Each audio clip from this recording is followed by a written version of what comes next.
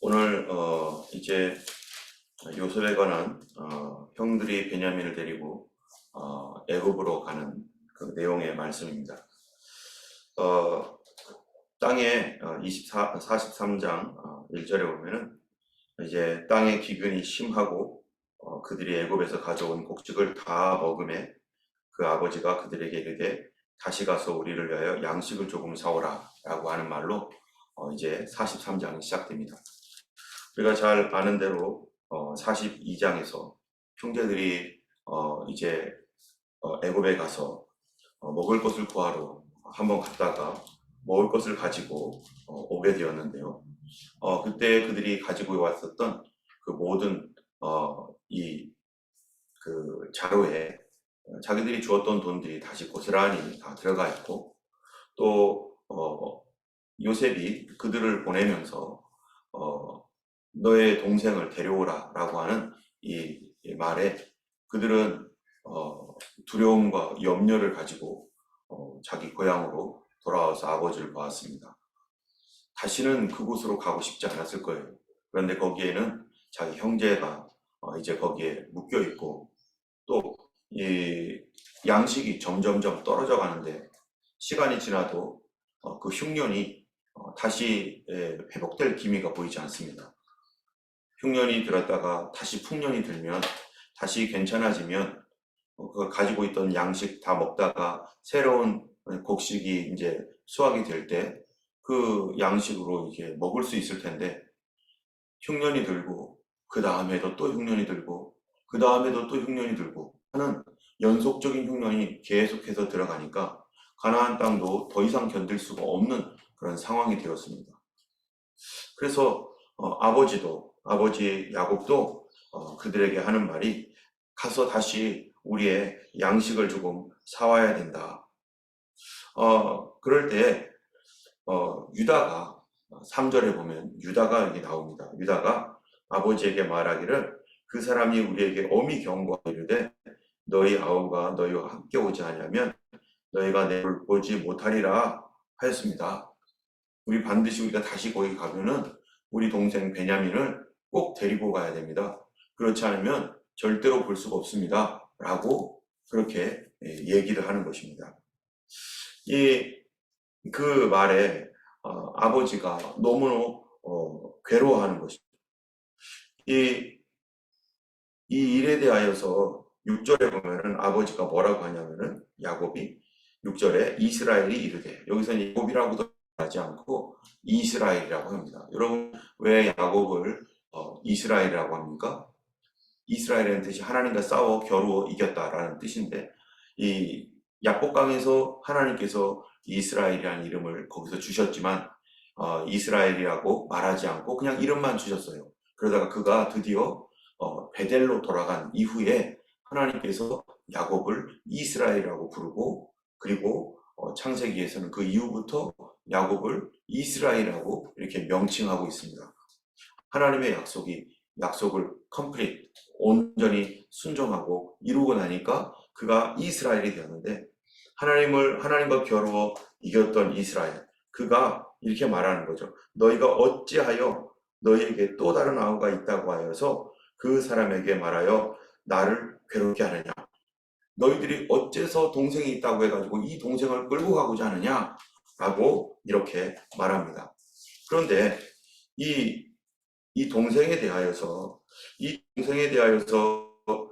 이미 이전에 르우벤이 그 얘기를, 아버지에게 돌아와 가지고 동생을 데리고 가야 된다라고 하는 그 이야기를, 식량을 애굽에서 사 왔었을 때 한번 얘기한 적이 있었어요. 그때 르우벤이 말하기를, 아버지, 만약에 이 동생 베냐민이 어떻게 되면 아버지, 제가 책임지겠습니다. 제가 결코 이 아이를 내어놓지 않겠습니다 하면서, 우리가 37절에 보면은 우리 42장 37절에 르우벤이 하는 말이 있어요. 제가 한번 읽어보겠습니다. 르우벤이 그의 아버지에게 말하여 이르되, 내가 그를 아버지에게로 데려오지 아니하거든 내 두 아들을 죽이소서, 그를 내 손에 맡기소서, 내가 그를 아버지께로 데리고 돌아오리이다. 르우벤이 굉장히 강력하게 말합니다. 아버지, 내가 이 동생을 못 데리고 돌아오면 우리 두 아들, 여기 남아있는 우리 두 아들을 죽이세요. 그 정도로 강하게 내가 책임지겠습니다. 여러분이 장자가 뭡니까? 장자가 하는 일은 책임지는 사람이에요. 집안에 무슨 일이 있을 때 책임져야 될 사람이 장자이고 어른이고 아버지죠. 이 르우벤이 자기의 책임을, 장자로서의 책임을 다하기 위해서 내가 책임지겠습니다라고 르우벤이 발벗고 나섰습니다. 그런데 43장에서는요, 어떡합니까? 이제 시간이 지나서 양식이 다 떨어졌죠. 양식이 다 떨어진 다음에 다시 가야 되는, 정말로 이제는 가야 될 시기가 되었어요. 아마 1년 정도 지난 후일 수도 있습니다. 곡식이 여전히 안 자라고 여전히 흉년이고 하니까 먹을 양식 다 떨어져 버리고, 그러고 나니까 양식이 있었을 때는 르우벤이 나서서 내가 반드시 데려오겠습니다 라고 했는데, 그런데 양식이 다 떨어져서 정말로 가야 되는 상황이 되었습니다. 정말로 가야 되는 상황이 되었을 때 르우벤은 쏙 빠져 있어요. 대신에 누가 나옵니까? 여기 유다가 나옵니다. 네 번째 아들인 유다가 8절에 뭐라고 말합니까? 8절에 이렇게 말합니다. 유다가 그의 아버지 이스라엘에게 이르되 저 아이를 나와 함께 보내시면 우리가 곧 가리니 그러면 우리와 아버지와 우리 어린 아이들이 다 살고 죽지 아니하리이다. 그러면서 내가 그를 위하여 담보가 되오리니 아버지께서 내 손에서 그를 찾으소서. 유다가 여기에 나타나서 아무도, 형제들이 나타나가지고 내가 책임지겠습니다. 내가 반드시 그 일을 하겠습니다. 이렇게 얘기하는 사람이 없어졌습니다. 르우벤이 그런다고 얘기했지만 좋을 때는 내가 할게 이렇게 했는데, 정말로 위기의 순간, 진짜로 그 일을 해야 될 그 순간이 오니까 이 르우벤 형 장자가 그 얘기를 못하고 우물쭈물하고 있는 거예요. 사실 르우벤은 이스라엘의 장자로서 큰아들입니다. 그런데 르우벤이 했던 그런 태도들을 보면은 우리가 그 이전에 르우벤의 죄악들, 이 통관했던 죄, 그런 죄뿐만 아니라 위기와 어려움의 순간에 르우벤이 하는 말들이 계속해서, 어려울 때도 르우벤이 이 어려움이 닥치면은 계속 피하고 남 탓하는 그런 습관들이 르우벤에게 나타납니다. 여기 보면은 우리가 42장에 보면 42장 22절에 보면은 뭐라고 르우벤이 어려운 가운데 있을 때, 정말로 이제 자기들의 문제가 드러나고 좀 위기의 순간이 될 때 르우벤이 하는 말이 뭐라고 하냐면은 22절에 그 한 장 전입니다. 르우벤이 그들에게 대답하여 이르되 내가 너희에게 그 아이에 대하여 죄를 짓지 말라고 하지 아니하였더냐? 그래도 너희가 듣지 아니하였느니라. 그러므로 그의 핏값을 치르게 되었도다. 여러분, 르우벤이 뭐라고 하고 있는 거냐면은 너희들이 왜 그랬느냐 하면서 남 탓을 하고 있는 거예요. 어려울 때, 정말로 화가 나는 일이 있을 때나 힘든 일이 있을 때, 위기의 순간에 사람은 남 탓하기 십성입니다. 저도 그런 것 같아요. 어려운 문제가 생기면 누구 때문이야 이게 누구 때문에 이렇게 된 거야? 바로 당신 때문이 아니야? 하면서 우리는 습관적으로 우리 입에서 남 탓을 합니다. 당신 때문이야 하면서. 저도 부끄러운 것이 너무나 많습니다. 우리는 그 책임을 남 탓으로 돌린다고 한들 그것이 다 사라지는 것도 아니고 그 문제가 해결되는 것도 아닌데, 자기를 피하기 위해서, 자기 책임을 피하기 위해서, 분노를 돌리기 위해서 남 탓을 합니다. 정말로 신실한 사람은 어느 순간에 나타나냐면은 어려울 때 나타나요. 쉽고 편안할 때는요, 다 웃고 즐거워하고 괜찮다고 하고 다 선하게 보입니다.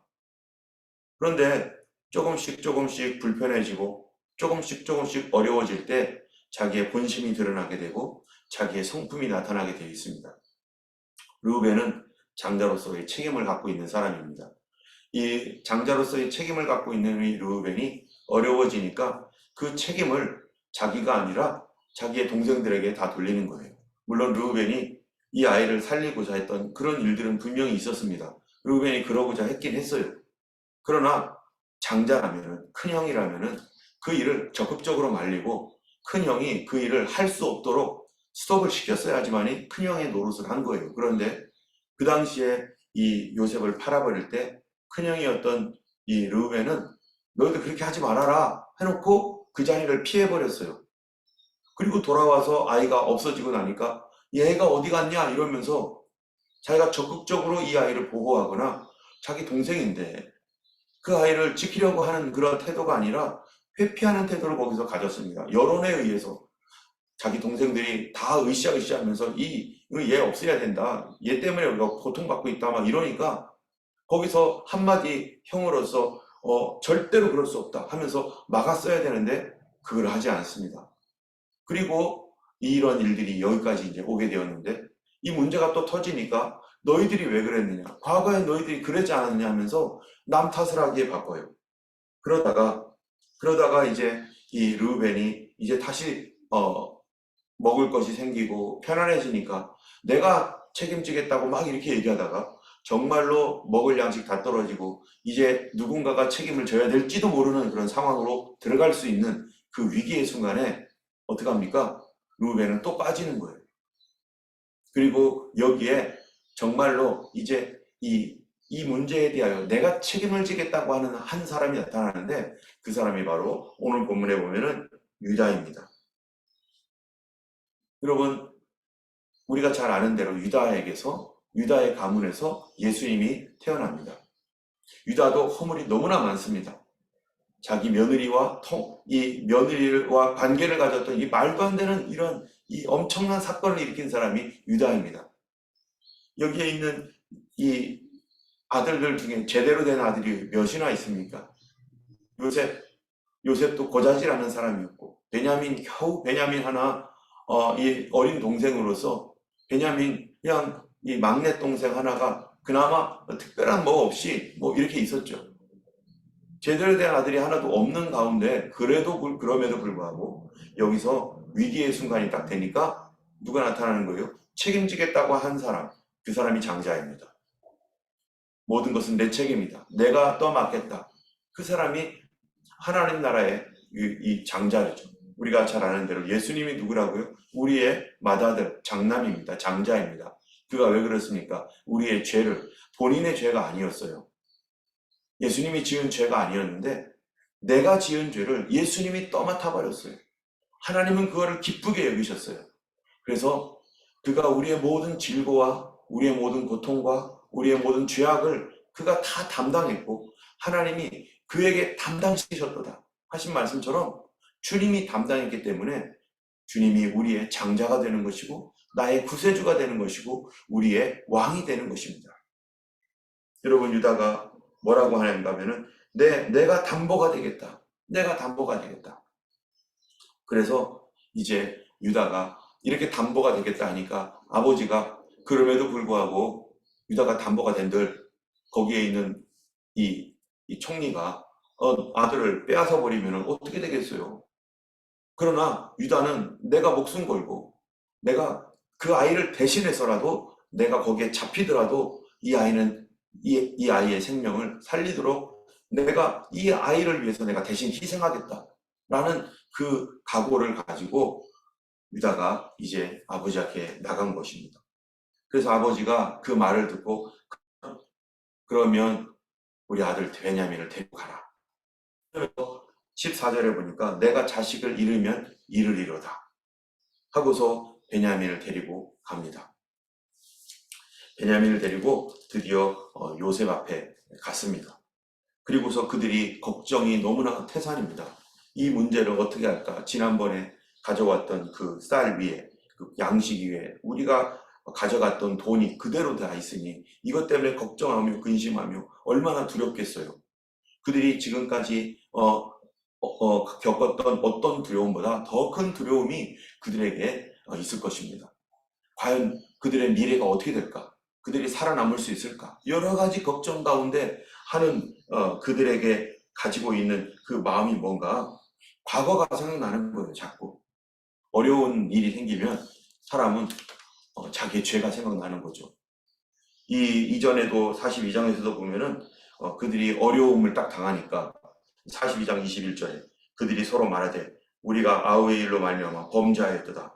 그가 우리에게 애걸할 때 그의 마음의 괴로움을 보고도 듣지 아니하였으므로 이 괴로움이 우리에게 임하도다 하면서 과거에 자기들이 잘못했던 것들이 다 생각나는 거예요. 해결되지 않은 죄. 그런데 또 다시 요셉 앞에 서니까 그들에게 뭐가 생각납니까? 자기들이 왜 이렇게 됐는지 모르지만 돈을 가지고 온 것들, 이 문제를 해결해야 되는 거예요. 이거를 물론 요셉이 몰래 거기다가 다시 넣어줘서 페이버를 준 거긴 하지만, 그러나 그들은 그게 생각나는 거예요. 그게 어떤 일인지 모르니까. 그 돈을 그들이 이실직고 합니다. 우리가 양식을 가졌는데 우리 돈이 도로 자루에 담겨 있습니다. 우리가 이거 큰 잘못을 했습니다. 어떻게 하면 좋겠습니까? 하면서 용서를 구하는 거죠. 그때 괜찮다라고 이렇게 말을 해주는 거죠. 그리고 나서 베냐민을 보여줍니다. 여러분, 요셉이 베냐민을 봤으면 어떻게 되겠어요? 베냐민이 보여지면 그때는 베냐민아 하면서 갑자기 나타나가지고 베냐민을 끌어안으면 형제들이 깜짝 놀래고서, 아니 이 사람이 요셉이란 말이야? 우리 동생이 요셉이었단 말이야? 하면서 막 난리가 나고 막 큰일 났을 거예요. 그들의 우리가 어떻게 해야 되지 하면서, 그리고 요셉한테 막 잘못했다고 막 빌고 용서해달라고 막 이럴 거예요. 그런데 이 요셉이요, 베냐민을 딱 보는 그 순간 마음이 울컥하고 막 정말 이 자기 동생을 사랑하는 마음 때문에 막 어떻게 주체할 수 없을 정도로 막 자기 마음이 움직이는 겁니다. 그런데 거기서 자기를 딱 계시하지 않아요. 그가 잠시 뒤로 들어가서 다 울고 난 다음에 그 감정을 억제하고서 다시 나와서 베냐민을 보고, 그리고 네가 베냐민이야 하면서 형제들에게 상을 차려줍니다. 지금 이런 과정들이 어떤 과정인가? 요셉은 왜 베냐민에게 자신을 드러내지 않고 있는가? 사실 하나님의 눈으로 볼 때요, 이런 모든 과정은 이제 그 형제들의 그 악함과 또 잘못된 죄악들과 이런 것들이 아직 해결되지 않은 상태에 있습니다. 하나님께서 이들을 뭐 하고 계시는 거냐면은 그들을 훈련하고 계시는 거예요. 그들의 죄악과 잘못된 그 모든 것들을 하나씩 그들 입으로 드러내고 나타내고, 그리고 그들이 잘못했던 것들에 대해서 이 마음이 막 요동치고 하는 과정을 통해서 누가 하나님 앞에서의 올바르게 반응하고 있는가, 올바른 태도를 가지고 있는가. 그러면서 그들이 지금 뭐를 갖고 있느냐? 하나님 앞에 영적 훈련을 굉장히 깊게 받고 있습니다. 왜 하나님이 이들에게 죄를 지적하면서 이 죄악들로 인해서 그들이 막 흔들리는 이런 엄청난 고통을 받고 있는 이런 훈련을 왜 받습니까? 그들이 바로 하나님 나라를 이어갈 하나님의 그 복음 메시지를 받고 그들이 하나님께서 주시는 그 복을 받아서 이어줘야 될 이스라엘이기 때문에, 하나님의 백성이기 때문에. 만약 하나님의 백성도 아니고 하나님과 상관없는 존재라면 무슨 소용이 있겠어요? 그들이 왜 훈련을 하겠어요? 그냥 그들이 그들대로 살도록 내버려 둘지도 모릅니다. 내 자식이니까 매를 들어서라도 잘못된 것을 지적하고 때리고. 여러분, 우리 교회가 지금 세 가지 올해의 말씀이 훈련, 사랑, 거룩입니다. 여러분, 훈련이라고 하는 디시플린이라고 하는 말을 다른 말로 말하면 징계라고도 할 수 있어요. 여러분, 이 훈련은 어떤 것을 훈련이라고 말합니까? 내 몸에 올바른 습관이 들어있지 않고 내가 올바른 태도로 반응하지 않고 있기 때문에 이것이 올바른 태도로 반응이 되고 올바른 습관이 되어지도록 고치는 게 훈련이 아니겠어요? 안 되고 있는 것, 부족한 것이 되어질 수 있도록 고치는 게 훈련입니다. 우리 가운데 얼마나 남 탓하며, 얼마나 고자질하며, 얼마나 다른 사람과 싸우며, 또 얼마나 믿음에서 떨어져 나가고, 또 이 죄악된 본성으로 반응하고 있는지 우리 자신을 보면 너무나 잘 압니다. 이 모든 것들은 사실 다 내 안에 있는 거예요. 하나님 앞에서 온전하지 못한 우리의 바르지 못한 이런 습관들, 이런 것들이 무엇을 통해서 다듬어진다고요? 고난을 통해서, 훈련을 통해서. 내가 그대로 갈 수도 있는데 하나님은 그대로 가게 하지 않고 이런 과정 가운데서 우리의 잘못된 것, 죄악들, 이런 것들을 드러내시고 이거를 고쳐나가시는 과정이 바로 훈련의 과정입니다. 올해 하나님께서 나 자신을 변화시키시고 더 하나님의 그 축복과 은혜와 복음의 말씀, 이 세대를 향한 하나님의 그 뜻을 이루기 위해서 반드시 하나님은 하나님의 사랑하는 자들을 훈련하여 그의 거룩함에 참여하게 하시고 그런 것들을 통해서 하나님의 뜻을 이루어 가실 것입니다. 오늘 우리가 하루 살면서 정말로 하나님, 내가 고쳐야 될 것들, 아직도 고쳐지지 않고 있는 우리의 본성, 하나님 앞에 정말로 다른 사람에게 말하기도 부끄러운 지저분한 우리의 모든 이 육신의 죄악들, 하나님, 이것이 이 흔들리는 과정 가운데서 드러날 때에 하나님, 내가 회피하지 아니하고 하나님께 애통하며 회개할 수 있도록 도와주시옵소서. 참으로 이런 가운데서 내가 누구인지 드러날 것입니다. 우리 교회가 아직 안정되지 않았고 또 새로운 곳으로 가서 예배 시간도 바뀌었을 때 여러 불편함들이 분명히 여기 드러나게 될 때 그때 내가 누구인지 또 드러나게 될 거예요. 나는 진짜 그리스도인이었는가? 나는 정말로 하나님을 사랑하는 사람이었고 나는 정말로 하나님 앞에 온전하게 반응하는 사람이었는지 아니면 그렇지 않은지가 여기서 나 스스로는 알게 될 겁니다. 어쩔 때면은 불평하고 또 내 마음속에 너무 힘들고 이게 어떻게 이렇게 되냐 하면서 그런 마음이 있을 수 있습니다. 그럴 때 하나님은 뭐를 보신다고요? 내 안에 있는 죄가 뭔지를 보여주시고 나를 다루시고 나의 태도를 하나님 보셔서 나를 온전하게 붙들어 주시는 그것이 뭡니까? 그게 하나님의 사랑이고 우리를 하나님의 축복 가운데 거할 수 있도록, 그래서 하나님이 쓰시기에 합당한, 하나님이 칭찬할 수 있는 하나님의 일에 동참할 수 있는 사람으로 우리를 변화시켜 나가실 것입니다. 오늘 우리 기도할 때 하나님 주의 뜻을 이루시고 하나님 우리 안에 있는 죄악들을, 허물들을 용서하시사 하나님 기뻐하시는 온전한 사람, 축복의 통로로 우리를 사용하여 주시도록 이렇게 기도했으면 좋겠습니다. 제가 기도하겠습니다. 거룩하신 하나님 아버지, 어려울 때 하나님 우리 자신이 누구인지 적나라하게 우리 자신은 잘 알고 있습니다. 남을 탓하며 원망하며 불평하며 아버지 하나님 기도하기보다는 아버지 하나님이여 참으로 분노하는 우리 자신을 봅니다. 주여, 이럴 때 하나님이여 우리가 하나님 앞에 어떻게 반응하며 어떻게 믿음으로 살아가는지를 배우게 하여 주시고 우리 교회 전체가 하나님 앞에서 하나님이여 참으로 하나님이 기뻐하시는 거룩한 신부요 정말 주님이 쓰시는 교회로서 아버지 하나님 성도 하나하나 정금같이 단련이 되어지고 하나님이여 이럴 때 하나님 앞에서 지혜롭게 하나님 앞에 올바로 반응할 수 있는 저희 모두가 되게 하여 주옵소서. 아버지 하나님 주의 보혈로 덮어주시고 연약한 성도들 하나님의 이 훈련 가운데서 하나님 강하게 변화되게 하여 주시사 하나님이 기뻐하시는 하나님의 거룩한 하나님이 쓰시는 선한 도구가 되게 하여 선한 능력을 부어주시고 주님의 그 은혜와 사랑에 놀라운 하나님, 그런 그 하나님을 만나는 시간 되게 하여 주시고 아버지께서 우리를 예수 그리스도의 성품에 참여하는, 신의 성품에 참여하는 자로 하나님 변화시켜 주실 줄 믿사오며 오늘 하루도 인도해 주시고 모든 성도들을 붙들어 주시고 하나님 고쳐주시고 치유하시는 강력한 하나님의 은혜가 우리 모두에게 임하여 주셔서 육신적으로도 치유받고 영적으로도 치유되고 가정적으로도 치유되는 하나님의 치료의 방선을 발하여 주시고 치료의 기름 부으심이 충만케 되게 하여 주시옵소서. 그렇게 될 줄 믿고 감사하며 우리 주 예수님 이름으로 기도드렸습니다. 아멘. 이 시간 우리 함께 주님 앞에 기도하겠습니다.